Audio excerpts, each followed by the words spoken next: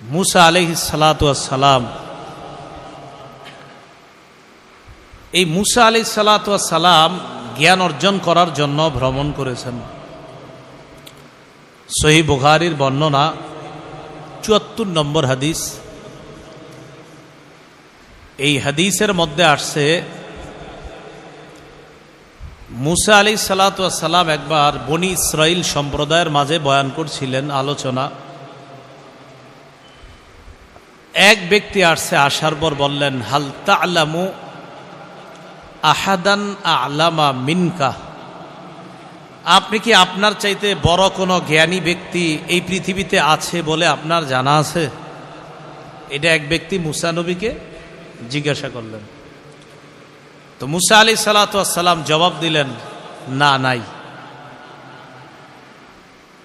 তো এই জায়গায় একটা বিষয় মনে রাখবেন, সাধারণত কোনো যুগে যেই নবী আসে ওই নবী সবচেয়ে শিক্ষিত হয়, এটা হলো নিয়ম। যেই যুগে যেই নবী থাকেন তিনি হন সবচেয়ে শিক্ষিত। সেই হিসাবে মুসা নবীর জবাব ঠিক আছে। কিন্তু আল্লাহ তাআলা চেয়েছেন যে মুসা নবী আমার প্রতি যদি একটু ইঙ্গিত করে বলতো যে আল্লাহ ভালো জানেন, তাহলে বিষয়টা আরো সুন্দর হতো। তো মুসা নবী বলছে, না, নাই। তো আল্লাহ বললেন, বালা আব্দুনা খাজির, হ্যাঁ আছে, আপনার চাইতেও কিছু বিষয় বেশি জানে এমন একজন মানুষ আছে দুনিয়াতে, তার নাম খাজির, আমার বান্দা। সুবহানাল্লাহ। মুসা নবী পেরেশান, এই লোকের কাছে আমার যাইতে হইব। এইটা কে? যার কাছে এমন বিদ্যা আছে, এর তো আমার বের করতে হবে। সূরা কাহাফের ৬০ নম্বর আয়াতে আল্লাহ বলেন, ওয়াইদ ক্বালা মুসা লিফাতাহু লা আবরাহু হাত্তা আবলুগা মাজমাআল বাহরাইন হাত্তা আবলুগা মাজমাআল বাহরাইনি আও আমদিয়া হুকুবা। স্মরণ করুন ওই সময়কে মুসা আলাইহিস সালাতু ওয়াস সালাম যখন তার গোলাম যুবক ইউশা ইবনে নুনকে বললেন, লা আবরাহু হাত্তা আবলুগা মাজমাআল বাহরাইন, আমি চলতেই থাকবো, আমি রাস্তা অতিক্রম করতেই থাকবো, তুমিও আমার সাথে চলতে থাকবে, যতক্ষণ না দুই সমুদ্রের মিলনস্থলে পৌঁছবো, অথবা এই দুই সমুদ্রের মিলনস্থল না পাওয়া পর্যন্ত আমি দীর্ঘ একটা যুগ কাটিয়ে দিব। খজিরকে না পাওয়ার আগ পর্যন্ত যুগের পর যুগ যদি কাটিয়ে দিতে হয় তাও আমি কাটিয়ে দিব, তারপরও তার কাছ থেকে বিদ্যা অর্জন করতে হবে। একজন নবী যুগের পর যুগ কাটাই দিতে চায় বিদ্যা অর্জন করার জন্য। আমরা তো এমন অবস্থা হয়ে গেছে এখন, বিদ্যা অর্জন একদম পুরা পানি ভাতের মতো বানায় নিছে। আগেকার মাদ্রাসাগুলোতেও নিয়ম ছিল কি জানেন? প্রত্যেক ক্লাসের ছাত্ররা উস্তাদের সামনে কিতাব নিয়ে যাইতেন। দেশ গ্রামের এখনো অনেক মাদ্রাসার নিয়ম হলো, গ্রাম অঞ্চলের এখনো অনেক মাদ্রাসার নিয়ম, ক্লাস শেষ করে ছাত্ররা করার পর কিতাবগুলা নিয়ে পরের ঘন্টা, পরের ক্লাস যেই কিতাব যে উস্তাদের কাছে, ওই কিতাবটা নিয়ে ওই উস্তাদের রুমে চলে যায়। তা এখন তো আপনার আর ওই নিয়ম না, এখন উস্তাদরাই আসে ক্লাসে। ক্লাস উচিত ছিল আসা না যাওয়া, যাই হোক সে বিষয়ে বলছি না। মুসা আলাইহিস সালাতু ওয়াস সালাম খজিরকে তালাশ করার জন্য বের হয়ে গেলেন। হিস্ট্রিতে আমি যাব না, খজিরের ব্যাপারে আমার লম্বা আলোচনা আছে। আপনারা যারা আমার বয়ান দেখেন, দেখছেনও হয়তো, দেখে থাকবেন, লম্বা আলোচনা আছে, দেখবেন। মুসা আলাইহিস সালাতু ওয়াস সালাম বিশাল একটা ঘটনা ঘটছে, ঘটার পর যাক খজিরকে পাইছে, পাওয়ার পর সালাম দিস। খজির বললেন, কে এখানে আবার সালাম কোত্থেকে? মুসা নবী বললেন, মুসা। কোন মুসা? বনি ইসরাইলের মুসা। জি, বনি ইসরাইলের মুসা। আপনি এখানে? আল্লাহ বলছে আপনি এমন বিদ্যা জানেন যে বিদ্যা আমি জানি না, সেই বিদ্যা অর্জন করার জন্য আপনার কাছে আসছে। ইতিমধ্যে একটা পাখি সমুদ্রের মধ্যে মুখ দিয়া মুখটা উঠেছে। উঠানোর পর আপনার ঠোঁটের মাথায় সামান্য একটা ফোঁটা লেগে রয়েছে। তো যাই হোক, এই যে পানির ফোঁটাটা আপনার মুখ দিল, উঠাইলো, আর এই যে সামান্য একটু পরিমাণ পানি খাইলো। পাখি আর পানি ঠুকুর দিয়ে কটুক খায়। খজির মুসা নবীকে বললেন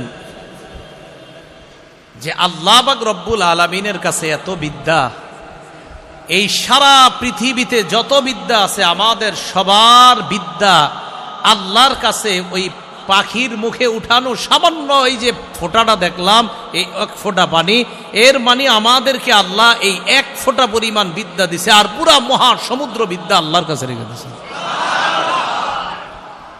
এতেই আমগরে তো মনে করেন কে দেখে যে আমার চেয়ে কি বেশি পারে, কি অবস্থা আমগো এক একজনের। হ্যাঁ, শেখুল হাদিস, আল্লামা, মুফতি, মুহাদ্দিস, পোস্টারে এটা না নিলে যাব না, ওইটা না লিখলে আমি যাব না, সেটা লিখতে হবে তারপর যাব, এটা না লিখলে যাবই না। কত শর্ত থাকে আমাদের, ঠিক না? আল্লাহ হেফাজত করেন। কিসের এত শর্ত দিই বলেন? কি যোগ্যতা আছে আমাদের এইগুলা বলা যে এটা লিখতে হবে, ওটা লিখতে হবে, না হয় যাব না? সারা দুনিয়াতে একটুক মাত্র বন্টন করে দিছে, তো আমি আপনি পাইছি কটুক, পাইলামই বা কটুক বন্টনে? মহাসমুদ্র তো সেখানে রয়ে গেছে। আল্লাহ কথা বুঝার তৌফিক দান করেন। মুসা আলাইহিস সালাতু ওয়াস সালামকে বলতেছেন, আপনি যেই বিদ্যা জানেন এটা আমি জানি না, আবার আল্লাহ আমারে কিছু বিদ্যা শিক্ষা দিছে, এটা আবার আপনার জানা নাই। তো মুসা আলাইহিস সালাতু ওয়াস সালাম খজিরকে বলতে লাগলেন, হাল আত্তাবিউকা আলা আন তুআল্লিমানি মিম্মা উল্লিমতা রুশদা। আল্লাহ আপনাকে যে বিদ্যা দিয়েছে এই বিদ্যা অনুসরণ করার জন্য, এই বিদ্যা অর্জন করার জন্য আমি কি আপনার অনুসরণ করতে পারি? খজির জবাব দিলেন, ক্বালা ইন্নাকা লান তাসতাতিআ মাইয়া সাবরা। আপনি তো ধৈর্য ধারণ করতে পারবেন না আমার সাথে। কে বললেন? খজির। মুসা আলাইহিস সালাতু ওয়াস সালাম বললেন, সাতাজিদুনি ইনশাআল্লাহু সাবিরা। আপনি আমাকে ধৈর্যশীল পাবেন, আপনার সাথে আমাকে নিতে পারেন, ধৈর্যশীল পাবেন। তো খজির বললেন, লা তাসআলনি আন শাইইন হাত্তা উহদিসা লাকা মিনহু যিকরা। আমি কিছু না বলা পর্যন্ত আমারে কোনো প্রশ্ন করবেন না, খালি দেখতে থাকবেন আর ধৈর্য ধরতে থাকবেন, কোনো প্রশ্ন করবেন না। এখান থেকে শিক্ষা কি? সামনে আলোচনা পরে যে আমরা, শিক্ষা হলো কিছু জানতে হলে ধৈর্য লাগবে, কিছু জানতে হলে ধৈর্য লাগবে, এটা একটা বিষয়। তো দোনোজন চলতে লাগলেন, যাইতে যাইতে সামনে নদী। দোনোজনের কারো কাছে নৌকায় চড়ার মতো, জাহাজে চড়ার মতো ভাড়া নাই। নৌকার মাঝি খজিরকে চিনে ফেলছে, পরিচয় আছে, নদীর আশেপাশে প্রায় সময় দেখে, সেই খাতিরে উঠায় নিস। মুসা নবীরে উঠাইস। জাহাজে চড়ার পর আল্লাহ বলেন, হাত্তা ইযা রাকিবা ফিস সাফিনাতি খরাকাহা। জাহাজে দুজন উঠলেন, খরাকাহা, জাহাজটারে ছিদ্র করে দিছে খজির, এটারে ছিদ্র করে দিছে। মুসা আলাইহিস সালাতু ওয়াস সালাম বলেন, আপনি কামটা করলেন কি? আখরাকতাহা লিতুগরিকা আহলাহা। এই মানুষগুলারে ডুবানোর জন্য আপনি এটা ছিদ্র করছেন? বলছিলেন আমি কিছু না বলা পর্যন্ত কোনো প্রশ্ন করবেন না, খালি দেখবেন। খজির কয়, আমি না আপনারে বলছি কিছু জিজ্ঞাসা করবেন না? খজিরকে বলতেছে, লাকাদ জিতা শাইআন ইমরা, আপনি খারাপ কাজ করছেন, আপনি নৌকা ছিদ্র করে। খজির বললেন, আপনারা বলছি আপনি প্রশ্ন করবেন না। মুসা নবী গো, ঠিক আছে ঠিক আছে, আমি ঠিক করি নাই, আর হবে না এরকম। আবার চলতেছে, চলতে চলতে হাত্তা ইদা লাকিয়া গুলামা, দুজনে একটা গোলামের সাথে সাক্ষাৎ, একটা বালকের সাথে সাক্ষাৎ। খজির তাকে ধরলেন, ধইরা মাইরা ফেলছে, হত্যা করছে। আচ্ছা, আমার আপনার সামনে একটা মানুষ হত্যা করছে, কেমন লাগবে বিষয়টা? মুসা আলাইহিস সালাতু ওয়াস সালাম বললেন, আকাতালতা নাফসান যাকিয়াতাম বিগাইরি নাফস লাকাদ জিতা শাইআন নুকরা। আপনি অন্যায়ভাবে একটা ছেলে হত্যা করলেন, আপনি মহা অন্যায় করছেন। খজির বললেন, ক্বালা আলাম আকুল লাকা ইন্নাকা লান তাসতাতিআ মাইয়া সাবরা। আমি না বলছি আপনি ধৈর্য ধরতে পারবেন না? মুসা নবী বললেন, ক্বালা ইন সাআলতুকা আন শাইইন বা'দাহা ফালা তুসাহিবনি ক্বাদ বালাগতা মিন লাদুন্নি উযরা। কারো ঘরে বাংলা কোরআন যদি থাকে, সূরা কাহফের 60 নম্বর আয়াত থেকে পড়া শুরু করবেন। 15 নম্বর পারার শেষ পৃষ্ঠাটা, 16 পারার শুরু পৃষ্ঠাটা একদম শেষ পর্যন্ত পড়বেন। দেখবেন কি মজা। মানে এত ব্যাখ্যাও দেখা লাগবে না, খালি অনুবাদগুলোই পড়বেন, অনেক মজা পাবেন। তো খজির বললেন, আমি না বললাম আপনি ধৈর্য ধরতে পারবেন না? তো মুসা বললেন, ইন সাআলতুকা ক্বালা ইন সাআলতুকা আন শাইইন বা'দাহু ফালা তুসাহিবনি। মুসা আলাইহিস সালাতু ওয়াস সালাম বললেন, এরপরে যদি আর কিছু জিজ্ঞাসা করি, ফালা তুসাহিবনি, আমারে আর নিয়েন না সাথে। তো খজির বললেন, ক্বালা আলাম আকুল লাকা ইন্নাকা লান তাসতাতিআ মাইয়া সাবরা। মুসা নবী বললেন, ক্বালা ইন সাআলতুকা আন শাইইন বা'দাহু না ফালা তুসাহিবনি ক্বাদ বালাগতু মিন লাদুন্নি উযরা। তো বলতেছে, আমি যদি এর পরে আপনাকে প্রশ্ন করি তো আপনি আর আমাকে সাথে নিয়েন না, আমাকে আর সাথী করেন না। তো দুজন চলতে চলতে হাত্তা ইদা আতায়া আহলা ক্বরিয়াতিন ইসতাতআমা আহলাহা, এক গ্রামে আসছে। আসার পর দুজনের ক্ষুধা, মুসাফির হিসাবে গ্রামবাসীর কাছে মেহমানদারি চাইছে। ফাআবাউ আইয়ুদাইফুহুমা, গ্রামবাসী অস্বীকার করলো, না মেহমানদারি করবো না। গ্রামবাসীর কাছে মেহমানদারি চাইছে, তারা অস্বীকার করলো, মেহমানদারি করবো না। এখন কোন এই লোক, এই এলাকার কারো জন্য কিছু করতে মায়া লাগবে? যারা আমাদের মেহমানদারি করলো না, একটু সহমর্মিতা প্রকাশ করলো না, এদের প্রতি তো মায়া হবে না। ফাওয়াজাদা ফিহা জিদারান ইউরিদু আন ইয়ানকাদ্দা ফাআকামা। হঠাৎ দুইজনে দেখলো একটা দেয়াল পড়ে যাওয়ার উপক্রম। খজির ওই দেয়ালটাকে সুন্দরভাবে ঠিক করে দিল। কোন এলাকার দেয়াল? যে এলাকার মানুষ কিচ্ছু খাওয়ায় নাই। তো দেয়াল যখন ঠিক করে দিল, মুসা নবী বললেন, এরাম করে কিছু খাওয়াইলো না, এদের দেয়ালটা ঠিক করে দিলেন। লাউ শি'তা লাত্তাখাযতা আলাইহি আজরা, চাইলে তো কিছু পারিশ্রমিক নিতে পারতেন, তাহলে আমরা কিছু খাইতে যাইতে পারতাম। খজির বললেন, ক্বালা হাযা ফিরাকু বাইনি ওয়া বাইনিক সাউনাব্বিউকা বিতা'ওয়িলি মা লাম তাসতাতি আলাইহি সাবরা। আমার আপনার মাঝে এটাই পার্থক্য। আমি আপনাকে এখন ব্যাখ্যা করব যেই বিষয়ের এতক্ষণ ব্যাখ্যা দেই না, আর যেই বিষয়ের ব্যাপারে আপনি ধৈর্য ধরতে পারেন নাই। সাউনাব্বিউকা, আপনাকে জানাবো, বিতা'ওয়িলি মা, ওই জিনিসের ব্যাখ্যা, লাম তাসতাতি আলাইহি, যেই বিষয়ে আপনি ধৈর্য ধরতে পারে, সবর, ধৈর্য ধারণ করতে পারেন নাই, এই জিনিসের ব্যাখ্যা এখন আপনাকে আমি শোনাবো। এবার বলতে লাগলেন, আম্মাস সাফিনাতু ফাকানাত লিমাসাকিনা ইয়ামালুনা ফিল বাহ। ওনা আপনাদের পরীক্ষা নেওয়া দরকার। এবার কয়টা ঘটনা ঘটছে? 1 নাম্বার জাহাজ, 2 নাম্বার মেরে ফেলছে, 3 নাম্বার দেয়াল ঠিক করা, এই 3টা। তো মুসা নবী 3টার ক্ষেত্রেই প্রথমটা বলছে আপনি খারাপ কাজ করছেন, মানুষগুলো ডুবে মরবো না, নৌকা ছিদ্র করছেন। আরেকটা বলল, একটা ছেলে অসহায়, কত মাসুম বাচ্চা, এরা আপনি মাইরা ফেললেন, এটা কোনো কথা? আরেকটা, আর আম করে খাওয়াইলো না, আপনি দেয়াল ঠিক করলেন, কিছু টাকা পয়সা পারিশ্রমিক হিসাবে নেওয়া তো জায়েজ ছিল, নিতেন, আমাদের খাওয়ার ব্যবস্থা হইত। তো এবার ব্যাখ্যা শুরু করলেন। 1 নম্বর, ওই আগে আপনাদের কাছ থেকে ওয়াদা নিয়েছি, এলেম শিখতে হইলে কি লাগে? ধৈর্য। 1 নম্বর, আম্মাস সাফিনাতু ফাকানাত লিমাসাকিনা ইয়ামালুনা ফিল বাহ ফাআরাদতু আন আইবাহা ওয়া কানা ওয়ারাআহুম মালিকুন ইয়াখুযু কুল্লা সাফিনাতিন গাসবা। জাহাজটা ছিল ফাকানাত লিমাসাকিন, কয়েকজন অসহায় মানুষের, ইয়ামালুনা ফিল বাহ, যারা সমুদ্রে কাজ করত, এই জাহাজ চালায়া তারা খাইতো, এটাই তাদের জীবিকা উপার্জনের একমাত্র মাধ্যম। ফারাদতু আন আইবাহা, আমি এটাকে দোষযুক্ত করে দিতে চাইলাম। কেন জানো?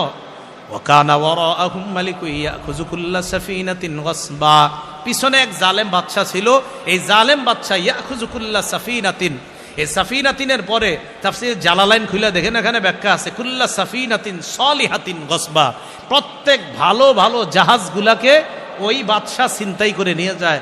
আমি এটারে ছিদ্র করে দিলাম, এটা এখন দোষযুক্ত হয়ে গেছে, এটা আর ভালো নাই। বাদশাহ যখন দেখবে এটার মধ্যে দোষ আছে, এটা আর ছিনতাই করে নিবে না, তখন বাদশাহ ওই জলদস্যু যারা আছে, তার ডাকাত দল যারা আছে, তারা যখন জাহাজ আর নিতে পারবে না, এই ডাকাতি করে যখন চলে যাবে, তখন এই মাঝিরা, নৌকার মালিকরা ছিদ্রটা বন্ধ করে আবার এই জাহাজ দিয়া জীবিকা উপার্জন করতে পারবে। তাহলে কাজটা কি খদির ভালো করছিল না খারাপ? ভালো। এই একটা এলেম। আচ্ছা ঠিক আছে, বুঝলাম, একটা মানুষ মেরে এলেছেন, এটা কেমন কথা?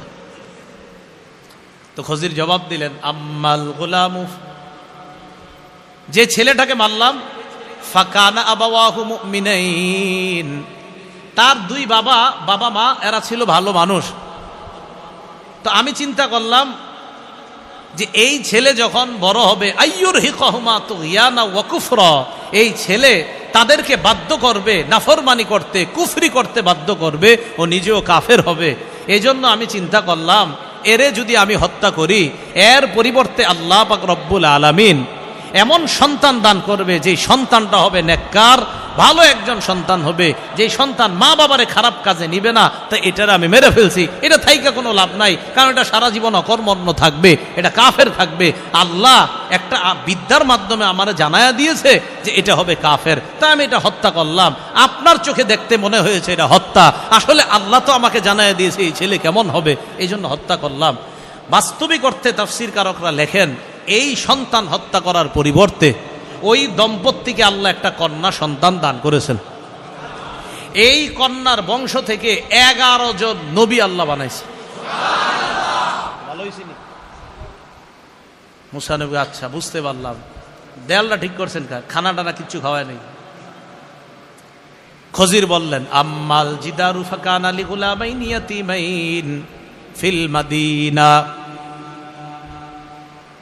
এই দেয়ালটা যে ঠিক করলাম, এই দেয়ালটা আলী গুলামাইনি ইয়াতীমাইনি ফিল মাদিনা ওয়া কানা তাহতাহু কানজুল লাহুমা ওয়া কানা আবুহুমা সালিহা, এই দেয়ালের নিচে তাদের সঞ্চিত সম্পদ ছিল এই দুইটা এতিম বালকের, এই দুইটা এতিম সন্তানের।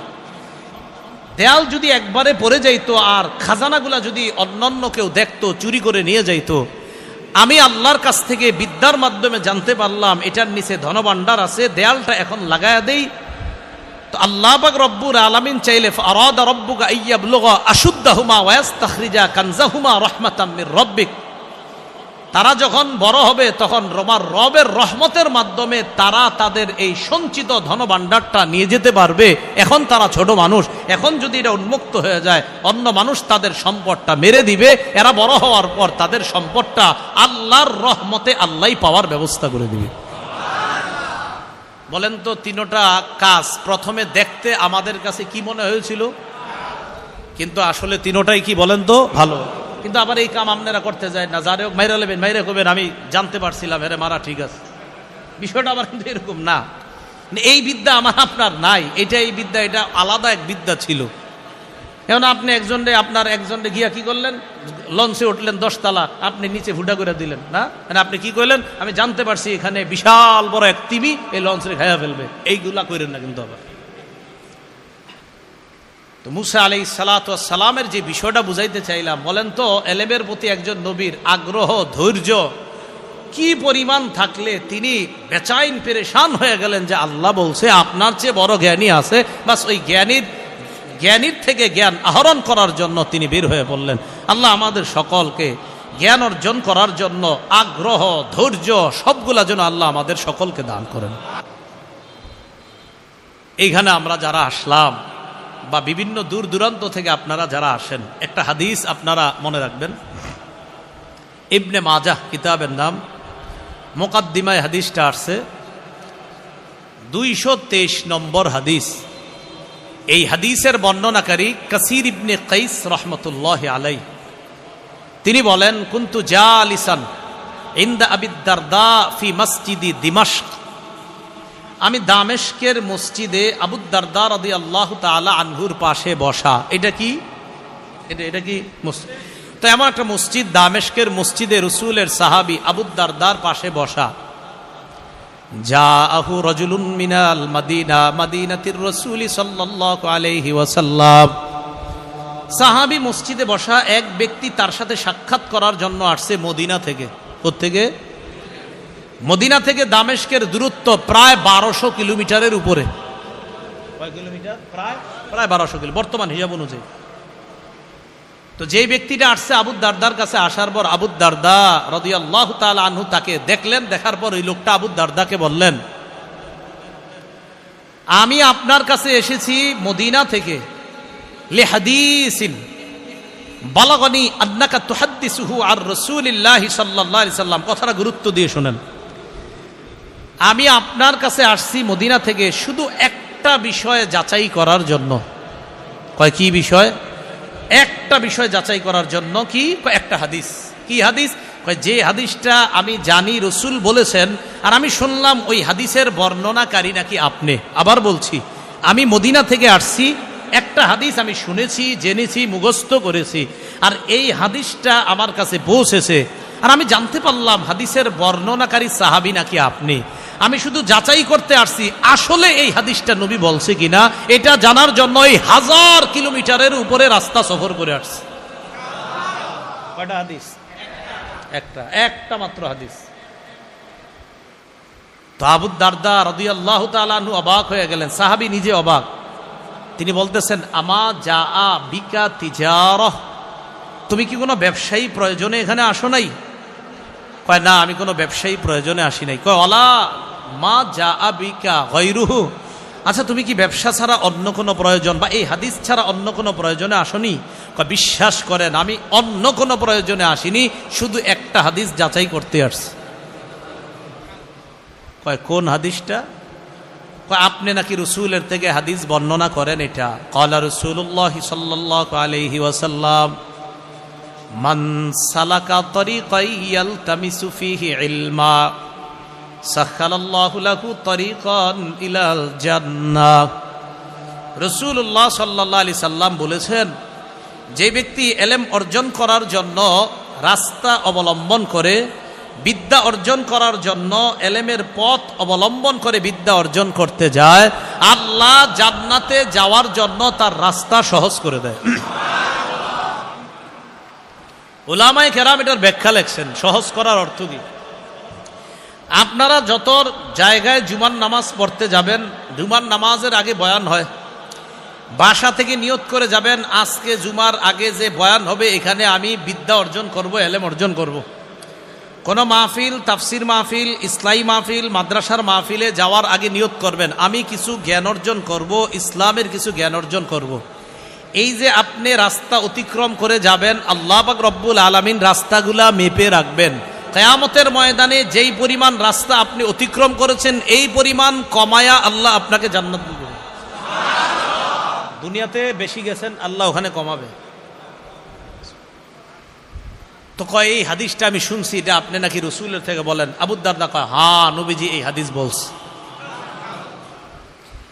এখন এই মাদ্রাসার ছাত্র যারা হবে হেফজখানার, তারা যখন এখানে পড়তে আসবে তাদের জন্য রাসূলুল্লাহ সাল্লাল্লাহু আলাইহি সাল্লাম বলেন, ওয়া ইন্নাল মালাইকাতা লাতাদউ আজনিহাতাহা রিদান লিতালিবিল ইলম। তালিবুল ইলম যারা রাস্তা দিয়ে যেই ছাত্রগুলো হাইটা যায়, অনেক সময় দেখবেন নীল ড্রেস থাকে, সাদা ড্রেস, এই বাচ্চাগুলারে কখনো বললেন না যে মা বাবার কোনো কাম পায় না এখানে দিছে, না না, এদেরকে একটু শ্রদ্ধা করেন, মায়া করেন, স্নেহ করেন, মমতা করবেন। একটু দুষ্টামি করলেও খারাপ দৃষ্টিতে এদের দিকে তাকায় না, একটু মাথায় হাত পুছায় দেন যে বাবা থাক, দুষ্টামি করো না, এরকম বললেন না। ছি ছি, এমন করে কেন? একটা বাচ্চা ছেলে 7-8 বছরের, তো রাস্তায় দুষ্টামি করতেই পারে। তো এই জন্য অন্য দৃষ্টি দিয়েন না। রাসূলুল্লাহ সাল্লাল্লাহু আলাইহি সাল্লাম বলেন, ইন্নাল মালাইকাতা লা তাদউ আজনিহাতাহা রিদান লিতালিবিল ইলম। ইলম অন্বেষণ করে যে বাচ্চাগুলা মাদ্রাসায় আসে, যে ছাত্ররা মাদ্রাসায় আসে, তারা যে রাস্তা দিয়ে যায়, ফেরেশতারা তাদের প্রতি খুশি হয়ে তাদের ডানা বিছায়া দেয়, আমাদের ডানার উপর দিয়ে তুমি চলো। তাহলে আমরা বাঁকা চোখে তাকাবো তাদের দিকে? না না, মায়ার করে তাকায়। বিশ্বাস করে কত বাচ্চা ছেলেরা আমার সামনে দুষ্টামি করে রাস্তা কাটে, কেউ ধমক দিলে আমি বলি মা বুঝাই দে ভাই, এদেরকে ধমক দিয়েন না, এদের প্রতি এরকম রূঢ় আচরণ করেন না, বাচ্চা মানুষ বুঝে না। তাহলে আমরা ইনশাল্লাহ একটা জাতীয় যে আমরা বাচ্চা ছেলেরা একটু দুষ্টামি করতেই পারে, এজন্য খারাপ দৃষ্টিতে তাকাবো না, ঠিক আছে তো ইনশাল্লাহ। এরপরে রাসূলুল্লাহ সাল্লাল্লাহু আলাইহি সাল্লাম বলেন, ওয়া ইন্না তালিবাল ইলমি ইস্তাগফিরু লাহু মান ফিস সামাওয়াতি ওয়াল আরদ হাত্তাল হিতানি ফিল মা। ইলম অন্বেষণকারী ছাত্রদের জন্য, ছাত্রীদের জন্য আসমান জমিনের যত সৃষ্টি আছে, এমনকি সমুদ্রের মাছ তাদের জন্য দোয়া করতে থাকে। রাসূলুল্লাহ সাল্লাল্লাহু আলাইহি সাল্লাম বলেন, ওয়া ইন্না ফাদলাল আলিমি আলাল আবিদি কাফাদলিল কমারি আলা সাইরিল কাওয়াকিব। নবী বলেন, আকাশের চন্দ্র, আকাশে যত নক্ষত্র আছে, আসমানের সমস্ত কোটি কোটি নক্ষত্র তারার চাইতে চন্দ্রের যেমন মর্যাদা, একজন আবেদ যে আল্লাহর ইবাদত করে তার চাইতে একজন আলেমের মর্যাদা তেমন চন্দ্রের মর্যাদা নক্ষত্রের তুলনায় যেমন। কোটি কোটি নক্ষত্রের চেয়ে চন্দ্রের মর্যাদা যেমন, রাসূল একজন আবেদ যে ইবাদত করে তার চাইতে একজন আলেমের মর্যাদা ওই নক্ষত্রের তুলনায় চন্দ্রের মর্যাদা যেমন। অন্য বর্ণনায় আসছে কি, ফদলুল আলিমি আলাল আবিদি কাফদলি আলা আদনাকুম। তোমাদের তুলনায় আমি নবীর মর্যাদা যেমন, একজন আবেদের তুলনায় আলেমের মর্যাদা তেমন। একজন আবেদের তুলনায় আলেমের মর্যাদা তেমন। এরপরে রাসূলুল্লাহ সাল্লাল্লাহু আলাইহি সাল্লাম বলেন, ইন্নাল উলামা হুম ওয়ারাসাতুল আম্বিয়া। আলেমগণ হলেন নবীদের ওয়ারিস। বলেন আমার সাথে, আলেমগণ নবীদের ওয়ারিস। আপনারা ওয়ারিস হন কিসের? স্বর্ণ, রূপা, টাকা পয়সা, ঠিক না? রাসূলুল্লাহ সাল্লাল্লাহু আলাইহি সাল্লাম বলেন, ওয়া ইন্নাল আম্বিয়া আলাম ইউরিসু দিনারাও ওয়ালা দিরহামা। নবীগণ স্বর্ণ রূপার উত্তরাধিকার বানায় না, ইন্নামা ওয়ারাসুল ইলমা। নবীগণ ইলমের উত্তরাধিকার বানায়। নবীগণ কিসের উত্তরাধিকার বানায়? ইলমের উত্তরাধিকার বানায়। এজন্য আপনার এলাকার ইমাম, আপনার এলাকার খতিব, আপনার এলাকায় মাদ্রাসার উস্তাদ, তাদেরকে মহব্বত করবেন এই সূত্রে যে তাদের মধ্যে নবীগণের মিরাস আছে। নবীরা যেই মিরাস রাখছে সেই মিরাস আল্লাহ তাদের সিনায় রেখে দিয়েছেন।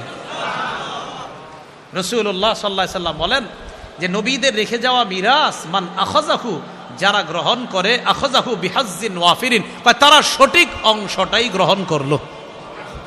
তাহলে আপনাদের কাছে জানতে চাই, উলামাদেরকে নবীগণ স্বর্ণরূপার মিরাস, স্বর্ণরূপার উত্তরাধিকার বানাইছে? নবীরা আলেমদেরকে টাকা পয়সা, বাড়ি গাড়ির উত্তরাধিকার বানাইছে? তাহলে কোরআন সুন্নাহর উত্তরাধিকার বানাইছে। তাহলে নবীগণ তাদের মিরাস যাদেরকে দিয়ে গেলেন তাদেরকে আমাদের সম্মান করা দরকার আছে না নাই?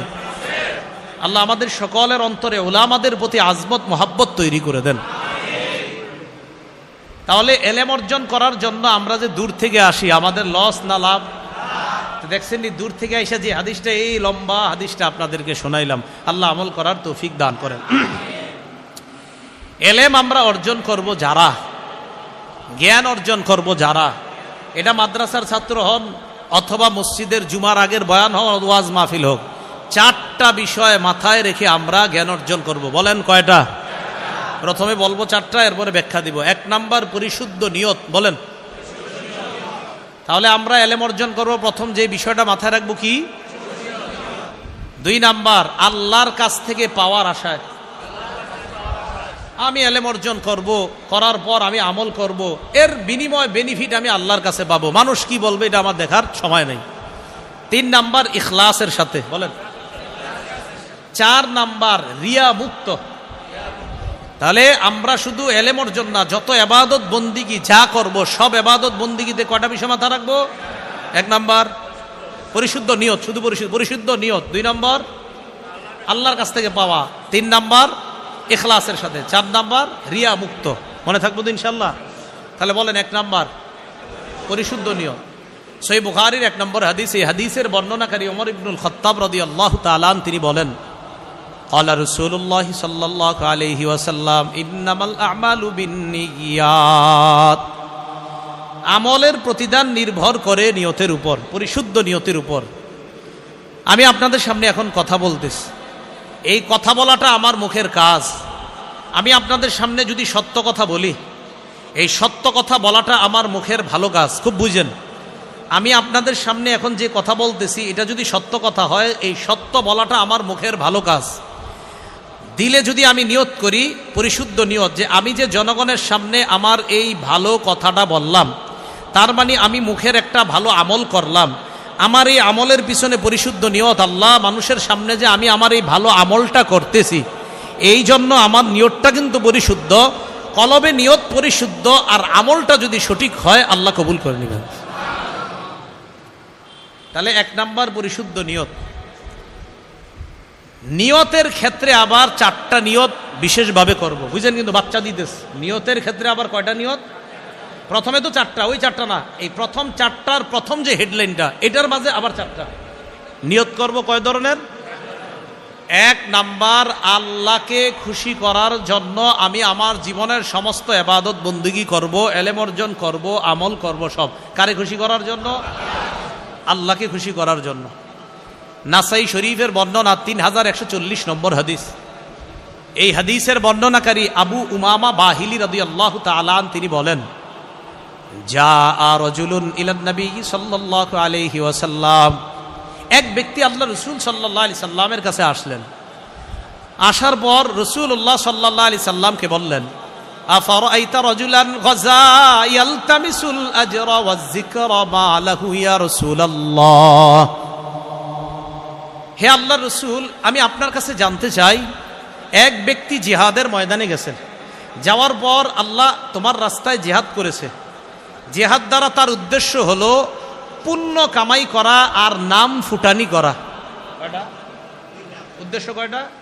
1 নাম্বার আল্লাহর কাছ থেকে পুণ্য পাবে, 2 নাম্বার নাম ফুটানি, যে মানুষ জানবে আমি বড় এক বাহাদুর মুজাহিদ ছিলাম। তাহলে উনি জিহাদ করছে কয় নিয়তে? 1 নাম্বার প্রতিদান, 2 নাম্বার ওয়াজিক্র, মানুষ আমার নাম কাম স্মরণ করবে, আমাকে লম্বা সময় মানুষ আমাকে স্মরণ করবে, যুগের পর যুগ আমাকে মানুষ মনে রাখবে, এই নিয়তে জিহাদ করছে। মা লাহু ইয়া রাসূলুল্লাহ, হুজুর তার সওয়াব কি হবে আপনার কাছে জানতে চাই। ফাকালা রাসূলুল্লাহ সাল্লাল্লাহু আলাইহি ওয়াসাল্লাম লা শাইআ লাহু, কই কিচ্ছু পাবে না সে। নাউজুবিল্লাহ। আমি আপনাদের সামনে বয়ান করতেছি, প্রথমত বয়ানে আমার নিয়ত আল্লাহ বয়ান করে 2টা মানুষ যদি হেদায়েত হয়, এই নিয়তে যে এই মানুষটা হেদায়েত হলে আমার জান্নাতে যাওয়ার কারণ হবে, আর আমার জন্য যুগের পর যুগ মানুষ মনে রাখে আরিফ বিন হাবিব বলতে একজন ছিল। শেষ। কি শেষ? জি শেষ। আমি বলছি শেষ। এই যে আমার এই বয়ানে কাজ হবে না, শেষ।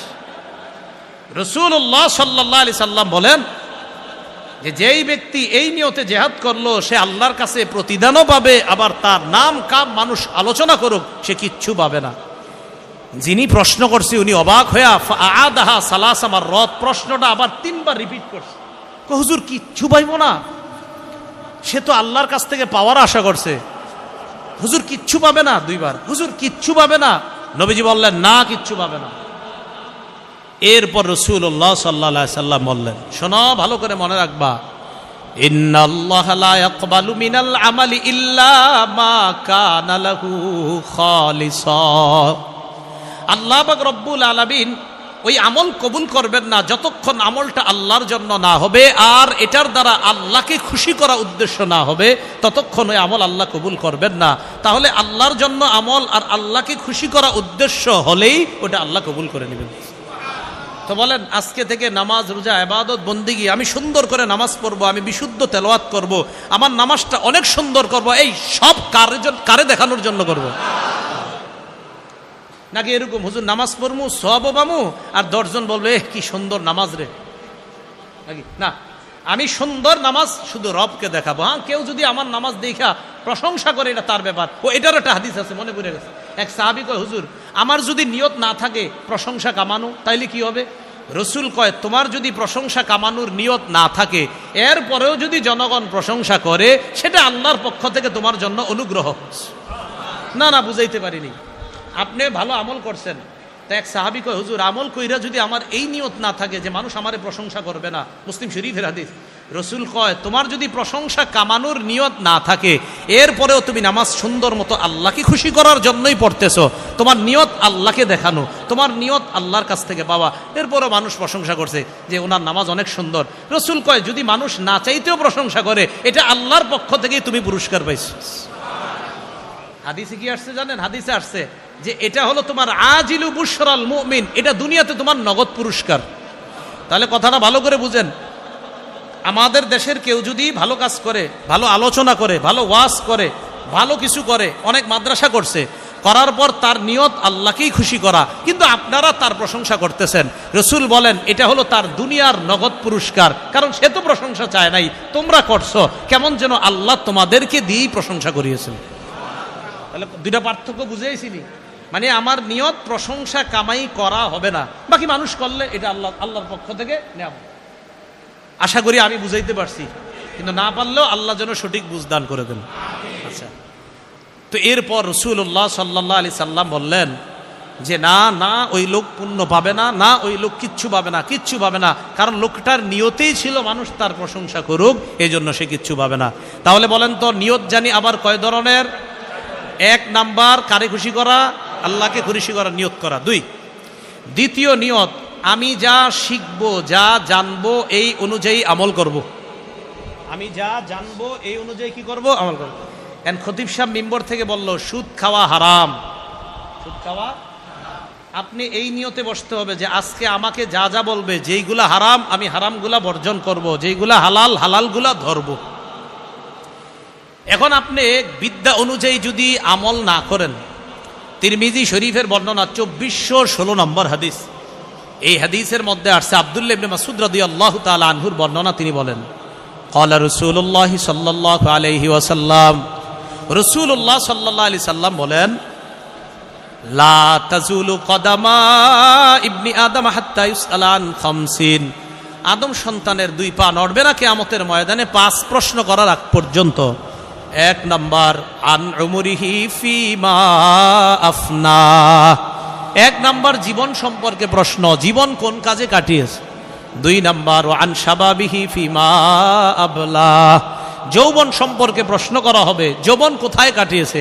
ভাইও দরজা লাগায়া মা বাবার আড়ালে মোবাইলের গুনার মধ্যে লিপ্ত হয়েন না, আপনার জীবনটা নষ্ট করে দিয়েন না, ইলেকট্রনিক মিডিয়ার মাধ্যমে গুনাহ করে দুনিয়া আখিরাত বরবাদ করে দিয়েন না।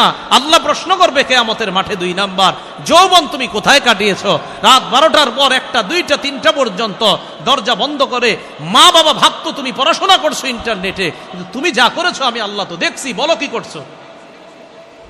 এটা 2 নাম্বার যৌবন। 3 নাম্বার ওয়ান মালিহি মিন আইনা ইকতাসাবা, সম্পদ তুমি কোত্থেকে কামাই করেছো। 4 নাম্বার ওয়াফিমা আনফাকা, ওয়াফিমা আনফাকা, কোথায় খরচ করেছেন। এবার আমার সাথে 2টা বাংলা বলেন, বলেন হালাল পথে আয়, হালাল খাতে ব্যয়।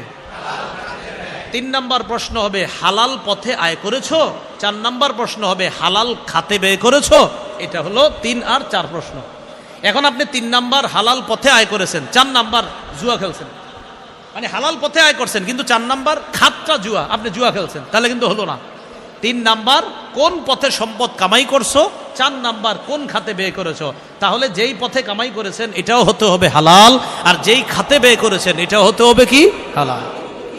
5 নাম্বার ওয়া আন ইলমিহি বিমাজা আমিলা ফিমা আলিমা, এলেম সম্পর্কে জিজ্ঞাসা করা হবে, এলেম অনুযায়ী আমল করছো কিনা।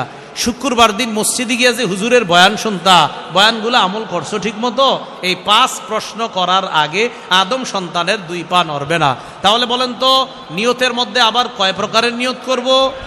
1 নাম্বার কারে খুশি করা, 2 নাম্বার এলেম অনুযায়ী আমল করা, 3 নাম্বার আমরা যা জানবো তা অন্যের কাছে প্রচার করব, এই নিয়তে জানবো। আমরা যা জানবো অন্যের নিকট তাবলীগ করব, প্রচার করব, এই নিয়তে জানা। আল্লাহ পাক রব্বুল আলামিন রাসূলুল্লাহ সাল্লাল্লাহু আলাইহি সাল্লামকে লক্ষ্য করে বলেন ইয়া আইয়ুহার রাসূল, হে রাসূলুল্লাহ সাল্লাল্লাহু আলাইহি সাল্লাম, হে মুহাম্মদ সাল্লাল্লাহু আলাইহি সাল্লাম, বাল্লিগ, আপনি প্রচার করেন। মা উনজিলা ইলাইকা, যা আপনার প্রতি অবতীর্ণ করা হয়েছে, মির রব্বিকা, আপনার রবের পক্ষ থেকে। হে রসুল, আপনি প্রচার করেন যে আপনার রবের পক্ষ থেকে আপনার প্রতি ওহী হিসাবে নাজিল করা হয়েছে। তাহলে প্রচারের দায়িত্বটা নবীকে দিয়েছেন কে? আল্লাহ। এবার নবী আমগরে কি করে দেখেন, বাল্লিগু আন্নি ওয়ালাউ আয়া, ও আমার সাহাবারা, তোমরা আমার পক্ষ থেকে একটি আয়াত জানলেও প্রচার করে দাও। বলেন, নবীকে প্রচার করার হুকুম করেছেন কে? আর আমাদেরকে একদম সমষ্টিগতভাবে সবাই একসাথে একদম সব মুসলমান উম্মতকে প্রচার করার হুকুম করেছেন কে? নবীজি। রাসূল সাল্লাল্লাহু আলাইহি ওয়াসাল্লাম বলেছেন, বাল্লিগু, প্রচার করো, বাল্লিগু, প্রচার করো। আল্লাহ করলেন রসুলকে হুকুম, রসুল আমাদেরকে বললেন, শোনো, আমার দায়িত্ব কিন্তু তোমাদের কাছে দিয়ে গেলাম। তোমরা নবী হবা না, কিন্তু নবুয়তের যে দায়িত্ব, যে দ্বীনের দাওয়াতের দায়িত্ব, এটা তোমরা কিন্তু পুরা দুনিয়াতে প্রচার করবা। নবী হবে না, কিন্তু নবীওয়ালা দায়িত্বটা প্রচার করা। এখন দেখেন, বিদায় হজের ভাষণে সহিহ বুখারীর 105 নম্বর হাদিস, রাসূলুল্লাহ সাল্লাল্লাহু আলাইহি সাল্লাম সাহাবীদেরকে প্রশ্ন করলেন, আইয়ু ইয়াউমিন হাজা, সাহাবীরা আজকে কোন দিন? সবাই চুপ। আজকে যে জিলহজের 10 তারিখ, নবীও জানে আজকে কোরবানির দিন, এই জন্য আমরা চুপ রয়েছি। নবীও তো জানে আজকে কোরবানির দিন, আমরা মনে করলাম আজকের নাম মনে হয় পরিবর্তন করবে। রাসূলুল্লাহ সাল্লাল্লাহু আলাইহি সাল্লাম বললেন, আলাইসা ইয়াউমান নাহ, আজকে কি কোরবানির দিন না? তো সাহাবীরা বললেন, জি হুজুর, আজকে কোরবানির দিন। এরপরে বললেন, আইয়ু শাহরিন হাজা, এটা কোন মাস? আচ্ছা বলেন তো, কোরবানি আলেম সারা অন্যরা বলেন, কোরবানি কোন মাসে হয়? মাশাআল্লাহ, জিলহজ মাসে। তো সাহাবীরা কয়, এটা যে জিলহজ মাস, নবী তো জানে। আমরা চুপ রইলাম, হাত্তা যানান্না আন্নাহু সাইয়ুসাম্মিহি বিগাইরি ইসমিহি, আমরা মনে করলাম নবী মনে হয় অন্য কোনো নাম রাখবে। রাসূল আমাদেরকে বললেন, আলাইসা বিজিল হিজ্জাহ, এটা কি জিলহজ মাস না? আমরা বললাম, জি হুজুর, জিলহজ মাস। এরপরে বললেন, আইয়ু বালাদিন হাজা, এটা কোন শহর? তো মক্কা শহর, কে না চিনে, নবীজির জন্মভূমি মক্কা। তো সাহাবায়ে কেরাম বলে, আমরা চুপ রইলাম, আমরা তো জানি এটা মক্কা, নবীও জানে। ভাবলাম নবী কি অন্য কোনো নাম রাখবে কিনা। নবী বললেন, এটা কি পবিত্র শহর মক্কা না? এটা কি বালাদে হারাম না? তো সাহাবীরা বলে, জি হুজুর, এটা বালাদুন হারাম। রাসূলুল্লাহ সাল্লাল্লাহু আলাইহি সাল্লাম বলেন, ইন্না দিমাআকুম ওয়া আমওয়ালাকুম ওয়া আরাযাকুম আলাইকুম হারামুন আলাইকুম ওয়া ফি রিওয়ায়া আলাইকুম হারামুন কাহুরমাতি ইয়াউমিকুম হাযা ফি শাহরিকুম হাযা ফি বালাদিকুম হাযা। আজকে কোরবানির দিন যেমন সম্মানিত, এই মাস যেমন সম্মানিত, এই শহর যেমন সম্মানিত, ঠিক তেমনিভাবে এই দিন সম্মান যেমন, এই মাসের সম্মান যেমন, এই এলাকার সম্মান যেমন, এক মুসলমান আরেক মুসলমানের ইজ্জত, এক মুসলমান আরেক মুসলমানের রক্তপাত ঘটানো, এক মুসলমান আরেক মুসলমানের অপমান করা, আমি রাসূলুল্লাহ সাল্লাল্লাহু আলাইহি সাল্লাম তোমাদের জন্য এই মক্কার মতো পবিত্র আর সম্মানিত ঘোষণা করলাম। একজনের রক্ত আরেকজনের জন্য হারাম, মানে পবিত্র, কেউ কারো রক্তপাত ঘটাইবা না। একজনের সম্পদ আরেকজনের কাছে পবিত্র, কারো সম্পদ লুণ্ঠন করবা না। একজনের কাছে আরেকজনের ইজ্জত পবিত্র, কারো ইজ্জত তোমরা হরণ করবা না। এই শহর, এই দেশ আর এই দিনের মতো আমি মুসলমানের এই 3টা অধিকার সম্মানিত বলে ঘোষণা করলাম। এটা বলা আমার উদ্দেশ্য না। রসুল বয়ান দেওয়ার পর বললেন, তোমরা সবাই বয়ানটা শুনছো তো? রসুল সবাই শোনাইলেন। শোনানোর পর বললেন, আলা হাল বাল্লাগতু, এই শোনো, আমি কি আমার দায়িত্ব পালন করছি? সাহাবীরা কয়, জি হুজুর, পালন করছেন। আবার বললেন, আমি কি পালন করছি? বললেন, হ্যাঁ। রসুল এইভাবে বললেন, আল্লাহুম্মা শাহাদ, আল্লাহ আপনি সাক্ষী থাকেন, আল্লাহ আপনি সাক্ষী থাকেন, আল্লাহ সাক্ষী থাকেন, আমার সাহাবীরা বলছে আমি নাকি আমার দায়িত্ব পালন করেছি। এবার সাহাবীদেরকে বললেন, আমি তো দায়িত্ব পালন করেছি, তোমাদের তো দায়িত্ব আছে। কি? আলা ফাল্লিবাল্লিগিশ শাহিদুল গায়বা, তোমরা উপস্থিত যারা আছো তোমাদের দায়িত্ব আমার কাছ থেকে যা জানলা, অনুপস্থিত যারা আছে তাদেরকে পৌঁছায়া দেওয়া, তাদেরকে জানায়া দেওয়া আছে। এখন আপনাদের এইখানে কি আজকে এলাকার সবাই আসছে? তো এইখানে যা শিখবেন, যা জানবেন, ঘরের বিবির কাছে, মেয়ের কাছে, শাশুড়ির কাছে, নিজের কন্যার কাছে প্রচার করার দায়িত্ব কার? বলেন, আমাদের। কার? তাহলে 3 নাম্বার নিয়ত, আমরা যা জানবো তা অন্যের কাছে প্রচার করব, বিশেষ করে আমাদের ঘরে প্রচার করব। 4 নাম্বার নিয়ত, লেখনী শক্তি আল্লাহ যাদেরকে দিছে, কলমের মাধ্যমে একটু লেখা প্রকাশ করব কথাগুলা। যেমন আপনারা ফেসবুক চালান, ফেসবুকে উল্টা পাল্টা কিছু না লেখা, ভালো কিছু জানলেন এটা ফেসবুকে লিখে দেন। হয়তো একটা লোক এটা পড়ার কারণে যদি হেদায়েত পেয়ে যায়, হতে পারে এটাই আপনাকে জান্নাতে নিয়ে যাবে। তাহলে উল্টা পাল্টা কিছু না লেখা। উল্টা পাল্টা ঝগড়া, এই যে ফেসবুকে ঝগড়া না লাগানো, ঠিক না? দুই আলেমের মাঝে ঝগড়া না লাগানো, দুই আলেমের বক্তব্য কাট করে ঝগড়া না লাগানো, এগুলো আসলে অন্যায়। এগুলা কি বলেন তো? অন্যায়, আসলে অন্যায়, এগুলো মারাত্মক অন্যায়, এগুলো ঠিক না। আল্লাহ আমাদেরকে হেফাজত করেন। আসল কথায় আসি, আবার কয় জিনিস মাথায় রাখতে হবে। এক নাম্বার নিয়ত। নিয়তের মধ্যে আবার কয় ধরনের নিয়ত? তো এটা তো হলো, তো প্রথম যে চারটা, আবার এক নম্বর নিয়ত, দুই নম্বর মনে আসেনি, বুঝলে গেছেন? আল্লাহর কাছ থেকে পাওয়ার আশা, বুঝলে, আল্লাহর কাছ থেকে পাওয়ার আশা। হ্যাঁ, আল্লাহর কাছ থেকে পাওয়ার আশা কেমন? আমি এখানে বিদ্যা অর্জন করতে যাব, এটা অর্জন করার পর আমি আমল করব, অথবা এখানে এই মজলিসে আসাটাই সওয়াব, এখানে যে বসে আছেন এটাই সওয়াব, এখানে আপনারা বসে আছেন এটাই সওয়াব। বুখারীর বর্ণনা, ফেরেশতারা আমাদের পুরা মজলিসটা ঘেরাও করে আল্লাহর আসমান পর্যন্ত চলে গেছে। তো আল্লাহ পাক, লম্বা হাদিস, আল্লাহ শেষের দিকে বলে, ইশহাদু আন্নী কদ গফারতু লাহুম, সাক্ষী থাকো এখানে যারা নিয়ত ভালো করে আইসা বসছে আমি তাদেরকে মাফ করে দিচ্ছি। তাহলে বাস, এখানে এই আশায় আসছি, কে মাফ করবে আমাদেরকে? তিন নাম্বার কি ছিল? ইখলাস। তিন নাম্বার কি ছিল? ইখলাস। রাসূলুল্লাহ সাল্লাল্লাহু আলাইহি সাল্লামকে এক সাহাবী প্রশ্ন করলেন, মাল ঈমান, হুজুর ঈমান কি জিনিস? নবীজি বললেন ইখলাস। এক কথায় কয়, হুজুর ঈমান কি জিনিস? রাসূল কয় ইখলাস। বলছে মাল ঈমান, হুজুর ঈমান কি? রাসূল কয় ইখলাস। ঈমান হলো ইখলাস। সুবহানাল্লাহ। তিরমিজি শরীফের বর্ণনা, সালাসুল্লাহ ইউগিল্লু আলাইহিন্না কলবু মুমিন, তিন ক্ষেত্রে মুমিনের অন্তর খেয়ানত করে না। এক নাম্বার, ইখলাসুল আমালি লিল্লাহ, মুমিন সব আমল ইখলাসের সাথে করবে, এই ক্ষেত্রে তার অন্তর খেয়ানত করে না। দুই, ওয়ান নাসিহাতু লিউলাতিল মুসলিমিন, মুমিন মুসলমান শাসকদেরকে উপদেশ দেওয়ার ক্ষেত্রে তার অন্তর খেয়ানত করবে না, উপদেশ দিতে সে সুন্দরভাবে উপদেশ দিবে মুসলমান শাসকদেরকে। তিন নাম্বার, লুজুমুল জামাআহ, দলবদ্ধভাবে হয়ে থাকার ক্ষেত্রে মুমিনের অন্তর কখনো খেয়ানত করবে না, সে চাইবে আমি যেন দলবদ্ধভাবে হয়ে জান্নাতি দলের সাথে, মুসলমানের বৃহৎ জান্নাতি দলের সাথে থাকতে পারি, এই ক্ষেত্রে মুসলমানের অন্তর, মুমিনের অন্তর কখনো খেয়ানত করতে পারে না। তো এক নাম্বার ইখলাস, বলেন তো কি? তাহলে ইখলাসের ক্ষেত্রে মুমিনের অন্তর কখনো কি করতে পারে না? খেয়ানত করতে পারে না। আচ্ছা, ইখলাস নিয়ে আরেকটু কথা শেষে বলবো, আমি না বললে আমারে মনে করায় দিন, যদি না বলি একটু সামান্য একটু কথা বলবো। আচ্ছা, তাহলে এটা গেল তিন নাম্বার ইখলাস। চার নাম্বার কি ছিল? হ্যাঁ, মানুষকে দেখানো যাবে না।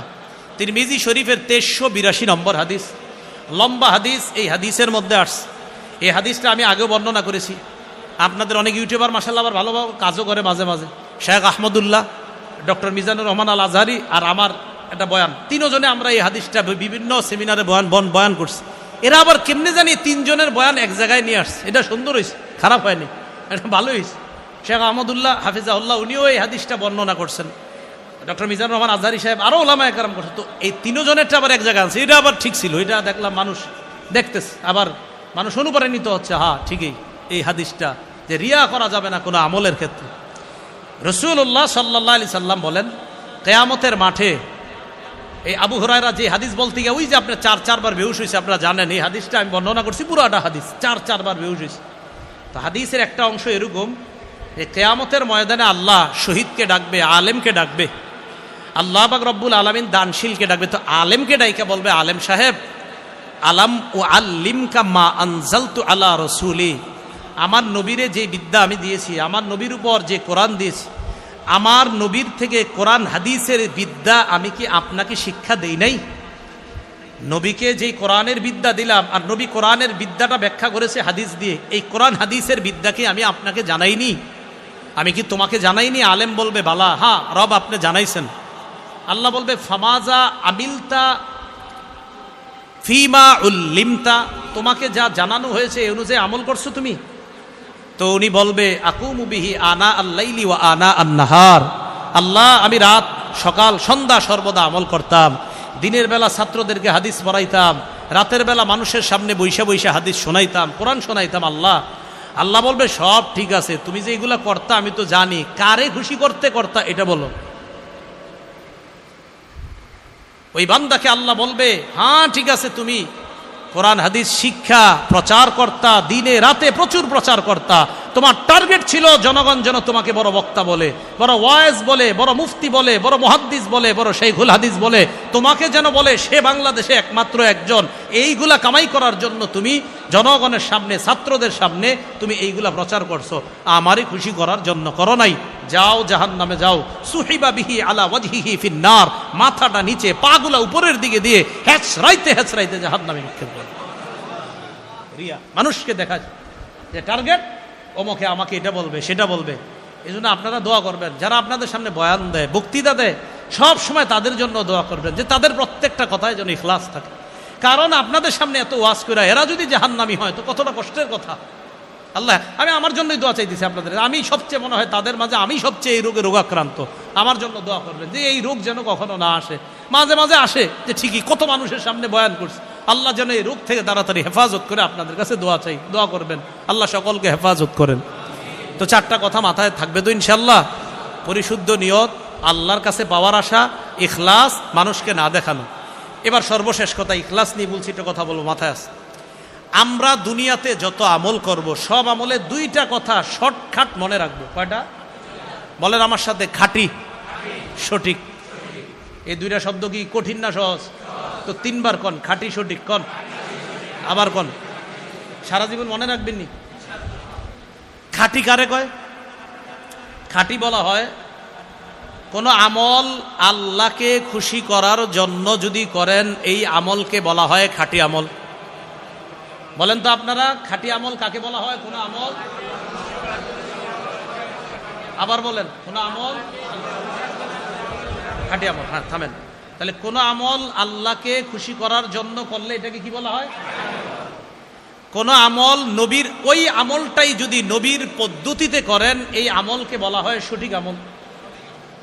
তাহলে কোন আমল আল্লাহর জন্য করলে কি আমল, আর নবীর পদ্ধতিতে করলে। এবার দেখি আপনারা বুঝছেন কিনা। মনে করেন আমি পানি পান করলাম, বিসমিল্লাহ বলে আল্লাহকে খুশি করার জন্য, মানে আমি পানি পান করলে শক্তি সঞ্চয় হবে, শক্তি সঞ্চয় হলে আপনাদের সামনে কিছু কথা বলার শক্তি আমি পাবো।